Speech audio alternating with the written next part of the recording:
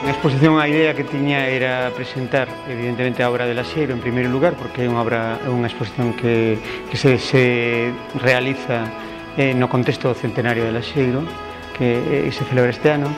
A idea é presentar o ambiente cultural da Galicia e do Vigo en particular da posguerra desde a perspectiva das artes plásticas e particularmente da pintura.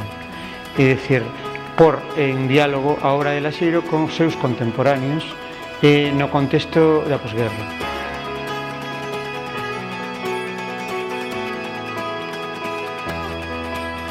En canto a desenvolvemento de núcleos temáticos, optouse por dous tipos de núcleos. Por un lado, uns fíos conductores que se son de carácter estilístico, que sería o que se chama continuidade de renovación, no que se ve o desenvolvemento da arte galega, que é continuación do movimento dos novos de antes da guerra, da República, fundamentalmente, no?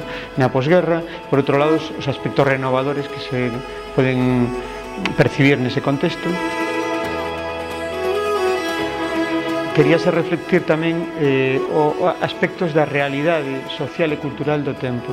De aí as seccións dedicadas ao mundo intelectual, é dicir, o diálogo do mundo plástico co mundo intelectual, coa referencia aos artistas e aos escritores. Por outro lado, o retrato entendido desde dous ámbitos, non? O retrato como elemento de consumo, vinculado tamén mesmo a propia subsistencia dos artistas, e por outro lado como un elemento constructor do estilo dos artistas, non? Neses dous ámbitos. E por outro lado tamén recoller a paisaxe, o mundo industrial, a cidade, non?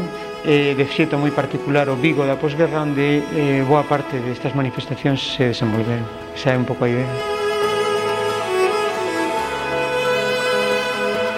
Tanto desde un lado como outro, o problema era, digamos, facer ver eso como un núcleo cultural asentado, nacional, digamos, non?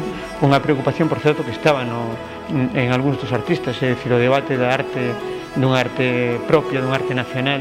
Sempre no caso de Luis Xoán é moi evidente ese debate, pero é un debate no que estaba con Maside, por exemplo.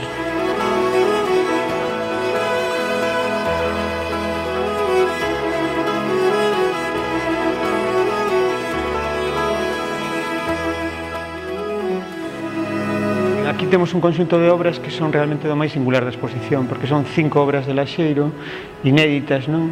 Que recollen o mundo da cidade, o mundo industrial e o mundo do traballo, non? Do Vigo do comezo da posguerra.